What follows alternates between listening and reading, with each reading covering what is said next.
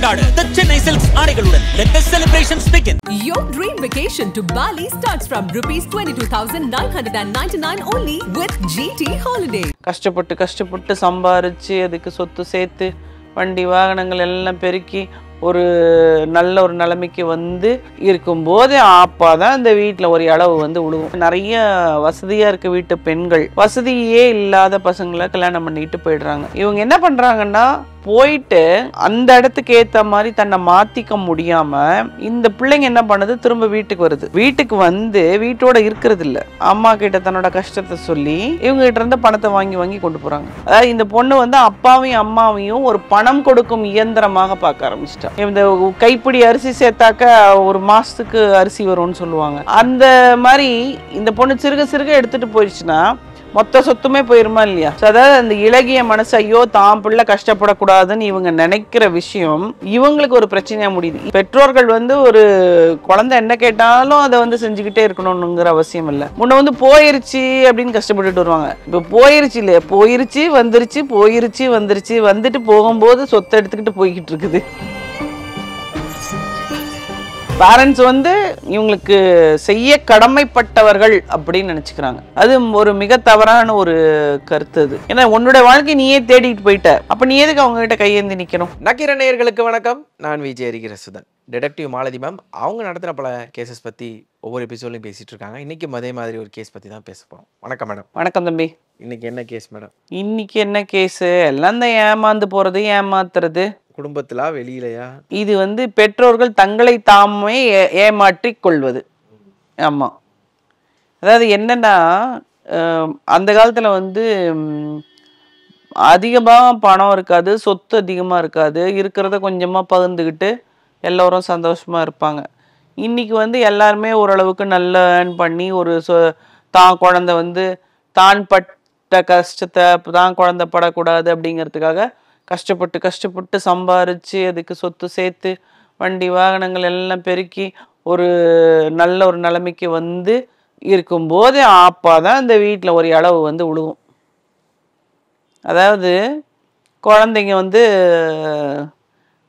இப்போ நிறைய ஆஃப்லைட் வந்து நிறைய வசதியா இருக்க வீட்டு பெண்கள் வசதியே இல்லாத பசங்களை கல்யாணம் பண்ணிட்டு போயிடுறாங்க. அது வசதியே இல்லாத பிள்ளைகள் கல்யாணம் பண்ணுறது தவறுன்னு சொல்லலை. அது மாதிரி கல்யாணம் பண்ணி போனவங்க நல்லா இருக்கிறவங்களும் நிறைய பேர் இருக்கிறாங்க.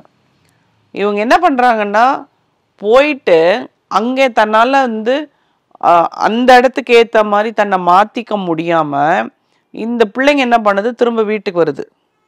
வீட்டுக்கு வந்து வீட்டோட இருக்கிறது இல்லை, அம்மா கிட்ட தன்னோட கஷ்டத்தை சொல்லி அப்பான்னு ஓன்னு அழுது இவங்க கிட்ட இருந்து பணத்தை வாங்கி கொண்டு போறாங்க.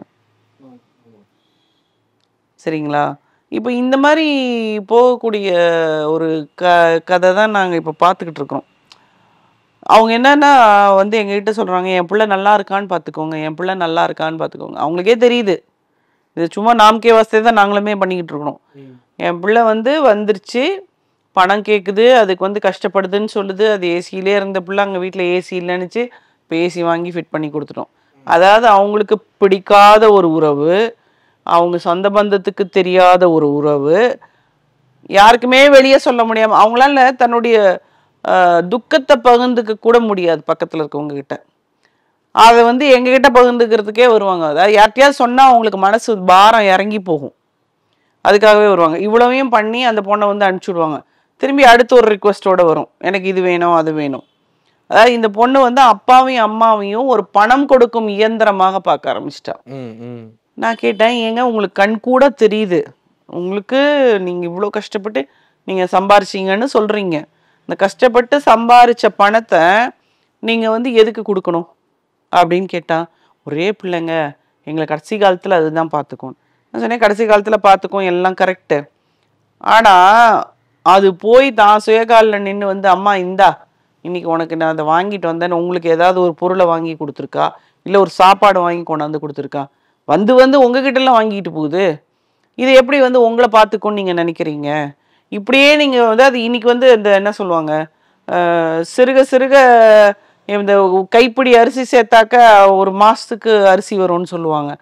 அந்த மாதிரி இந்த பொண்ணு சிறுக எடுத்துகிட்டு போயிடுச்சுன்னா மொத்த சொத்துமே போயிருமா இல்லையா? எல்லாமே போயிடும். அப்போ எல்லாமே போயிட்டா நீங்கள் எங்கே இருப்பீங்கன்னு கேட்டேன் நான். நடுத்தருவில் தான் நீங்கள் இருக்கணும். முதல்ல நீங்கள் ஒரு லைனை போடுங்க. இந்தம்மா உனக்கு வாழணுமா, உனக்கு சாப்பாட்டு கஷ்டப்படுறியா, மனம் அனுப்புகிறேன், ப்ரொவிஷன் வாங்கிட்டு வந்து வைக்கிறேன், சாப்பிட்டுக்கோ, பணம்னு கேட்டு வராத. ஏசி இல்லைன்னா ஏசி வாங்கி கொடுத்தாச்சு, இந்த வண்டி இல்லைன்னா வண்டி வாங்கி கொடுத்தாச்சு, இதுக்கு மேலே நாங்கள் ஒன்றும் பண்ண. இப்போது நான் கேட்குறேன், வண்டியே வாங்க உனக்கு தகுதி இல்லை, வண்டியை வாங்கிட்டேன்னா யார் பெட்ரோல் போடுவா? அதுக்கு இவன்ட்டு தான் வருவாங்க. அப்போ யாரோட தப்புங்க? பெற்றோர் மேலே தான் தப்பு. பெற்றோர் மேலே தப்பு.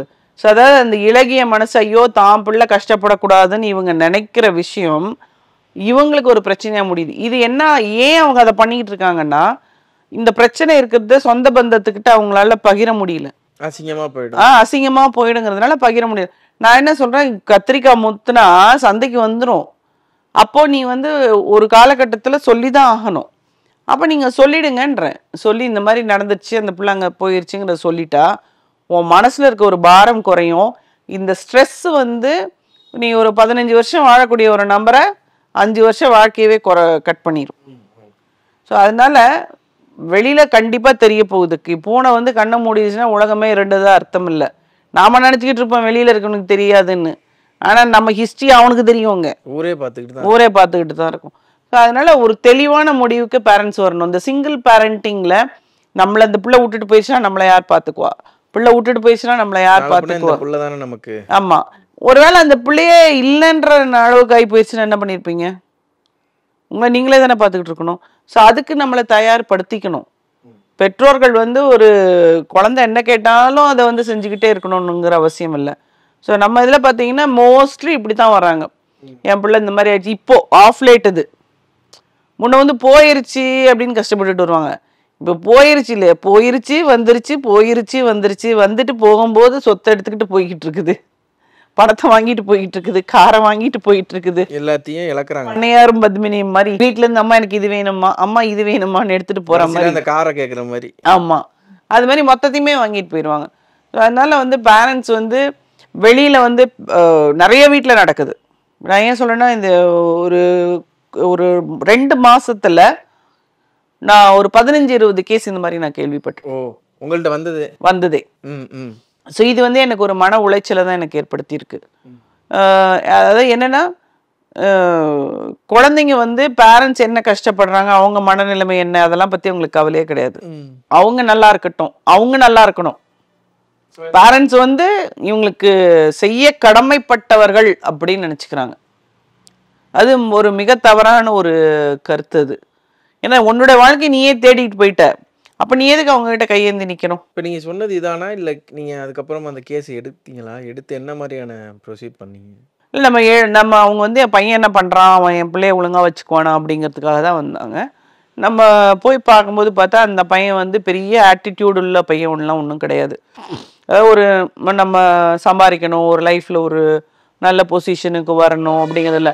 அவன் நல்லா தெரிஞ்சு தான் வந்திருக்கான். இந்த வீட்டில் இவ்வளோ ஒரு பொருள் இருக்குது, இந்த பொருளை நம்ம வந்து இவ்வளோ செல்வம் இருக்குது, சொத்து இருக்குது, நம்ம வந்து போய் இங்கே உட்காந்துட்டோம்னா அவங்க காலத்துக்கு அப்புறம் எல்லாம் இந்த பிள்ளைக்கு தான் வந்து சேரும் அப்படிங்கிற ஆட்டிடியூடை தெரிஞ்ச ஒரு பையன்தான் அவன். அவன் வேலைக்கு போகிறதுக்கான ஒரு எண்ணமே இல்லை, வீட்டில் படுத்து தூங்கிக்கிட்டு இருக்கிறான். இந்த பொண்ணு வந்து ஒரு 30,000 ரூபாய் சம்பளத்தில் வெளியில் வேலைக்கு போகுது. அந்த பணத்தை வாங்கிக்கிட்டு சாப்பிட்டுக்கிட்டு ஜாமன்னு இருக்காரு. இதுதான் நம்மளுடைய ரிப்போர்ட் அவங்களுக்கு. ஸோ நான் என்ன சொன்னேன், உங்கள் பொண்ணு இனிமேல் வந்து கேட்டுச்சுன்னா, அம்மா நீ வேலைக்கு போகிற, உனக்கு அதுலேயும் வந்து சாப்பாட்டுக்கு பத்தலைன்னா நான் ப்ரொவிஷனை வாங்கிட்டு வந்து உனக்கு கொடுத்துட்றேன், இதுக்கு மேலே என்னை எதுவும் கேட்காது, காலம் வரும்போது உனக்கு என்ன செய்யணுமோ நான் செய்கிறேன்னு சொல்லிட்டு நீங்கள் உங்கள் லைஃப்பை நல்லா லீட் பண்ணுங்கள். ஆக்சுவலாக நான் ஒரு ஸ்பீச் கேட்டேன், கலிமுத்து சார் பேசுகிறது. அவர் சொல்லுவார், 55 வயசுக்கு அப்புறம் நீங்கள் எல்லாம் உழைச்சி முடிச்சிட்டிங்க, உங்களுடைய கடமைகளை முடிச்சிட்டிங்களா, நல்லா ஜாலியாக ஊரை சுற்றி பாருங்கள், நீங்கள் கஷ்டப்பட்டு சம்பாரிச்சது அதை வச்சு நல்லா ஊரை சுற்றி பாருங்கள். ஸோ அவர் வந்து அது சொல்லுவார், நீங்கள் வந்து உங்கள் மனைவிக்கு என்ன செஞ்சுருக்கீங்கன்னு நீங்கள் திரும்பி பார்த்தீங்கன்னா நீங்கள் எதுவுமே செஞ்சுருக்க மாட்டீங்க, ஓடி ஓடி உழைச்சி சம்பாரித்து பிள்ளைங்களுக்கு சேர்த்து வைக்கணும்னு சேர்த்து வச்சுருப்பீங்க. ஸோ இது உங்களுக்கான காலம், 55 வயசுக்கு மேலே உங்களுக்கான காலம். நீங்கள் வந்து நல்லா என்ஜாய் பண்ணுங்கள், கோயில் குளம் போங்க, இல்லை ஏதாவது சுற்றி வேறு ஏதாவது ஊர்கள் சுற்றி பார்க்கணுமா அதை போய் பாருங்கள், நண்பர்களோட வெளியே போங்க, அந்த மாதிரி விஷயங்கள்ல உங்களை ஈடுபடுத்திட்டு உங்களை நீங்களே வந்து மாத்திக்கோங்க. புத்துணர்ச்சி நாம தான் இது பண்ணிக்கணுமே தவிர நமக்கு வந்து பசங்க பண்ணுவாங்கன்னு எதிர்பார்க்க முடியாது. ஸோ அந்த மாதிரி வந்து உங்களை நீங்களே மாற்றிக்கோங்க அப்படின்னு சொல்லியிருக்காரு. இது வந்து இப்போ இருக்கக்கூடிய பேரண்ட்ஸ்க்கு புரியணும். ஏன்னா உலகமே அவங்க தான் அப்படின்னு சொல்லி வாழ்ந்துடுறாங்க இல்லையா? அந்த ஒரு உலகத்துக்குள்ள இன்னொரு நபர் வந்து அந்த குடும்பமே சிதையும் போது ஏற்படக்கூடிய அந்த மன வலி இருக்குல்ல, அது மட்டுமா பொருளாதாரமும் அடிவாங்க. ஆமா, பொருளாதாரம் அடி வாங்குது, இல்லை இவங்களோட ஹெல்த்துமே பாதிக்கப்படுது, மன ரீதியா உடல் ரீதியா. ஆமா, ரெண்டு வகையிலையும் உங்களுக்கு பாதிப்படையுது. ஸோ இதை வந்து பேரண்ட்ஸ் முதல்ல குழந்தைங்களை வளர்க்கும் போதே பிள்ளைகளுக்கு ஊட்டி வளர்க்கணும். எதை ஊட்டி வளர்க்கணும்? நல்ல விஷயங்களை சொல்லி வளர்க்கணும். பணம் என்பது நீ அதை எதிர்பார்த்து நீ வாழக்கூடாது. உன் சுய காலில் நீ நிற்க கற்றுக்கோ. இந்த விஷயத்த குழந்தைங்களுக்கு நல்ல தெளிவாக சொல்லி கொடுக்கணும். உன்னை பார்க்கக்கூடிய ஒரு ஆள் கூட நீ போய் கல்யாணம் பண்ணிக்கிட்டு இருந்தனா பேரண்ட்ஸுக்கு என்றைக்குமே எந்த பிரச்சனையுமே கிடையாது. நிறைய பேரண்ட்ஸ் இப்போ என்கிட்ட சொல்கிறாங்கன்னா, என் பொண்ணு வந்து கல்யாணம் பண்ணிக்க மாட்டேங்குது, நான் சொல்லியிருக்கேன்னு நினைக்கிறேன், அது வந்து லவ் பண்ணுறது பையனா பொண்ணான்னு மட்டும் கேட்டு சொல்லிட்டுங்க, ஏன்னா இன்னைக்கு அப்படி இருக்குது காலம், இல்லை பொண்ணேவா அப்படின்னும் தெரியல, அந்த மாதிரி ஒரு இதுக்கு வந்துட்டாங்க. என் பொண்ணு வந்து ஒருத்தனை கல்யாணம் பண்ணிக்கிட்டா போதும் அப்படிங்கிற மனநிலைமையில இன்னைக்கு இருக்காங்க. ஸோ பேரண்ட்ஸு குழந்தைங்களை வளர்க்கும் போது அதை சொல்லி வளர்க்கணும். பிள்ளைகளும் வந்து புரிஞ்சுக்கணும். அது ஏன் புரிஞ்சுக்க மாட்டாங்கன்னா, நம்ம தான் ஆரம்பத்திலே பிள்ளை கேட்கறதுக்கு முன்னாடியே பிள்ளை வந்து நோ சொல்கிறதே இல்லை. ஆமாம், பிள்ளைக்கு வந்து ஒரு பேக்கு கேட்டால் நாங்கள் 2 ஸ்கூல் பேக் வாங்கி கொடுப்போம். ஆமாம், அப்புறம் பைக்கு கேட்டால் கார் வாங்கி கொடுப்போம்.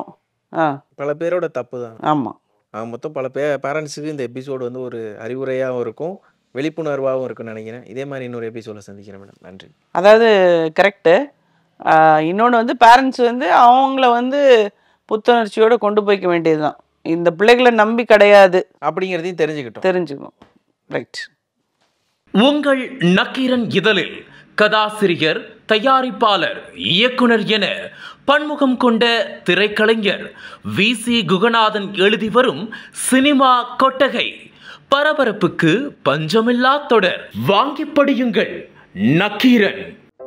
நக்கீரன் டிவிக்கு சப்ஸ்கிரைப் செய்யுங்கள். உங்கள் ஆதரவே எங்கள் பலம். ஆசிரியர்களுக்கு நண்பனாகவும் மாணவர்களுக்கு ஆசானாகவும் திகழும் தேர்வு வழிகாட்டி. ஒவ்வொரு பாடத்திற்கும் அனுபவமிக்க ஆசிரியர்களின் துல்லியமான தெளிவான விடைகள். CNC இருக்கு, தேர்வு பயம் எதற்கு? இது தீரன் பப்ளிஷிங் ஹவுஸ் விற்பனை வெளியீடு.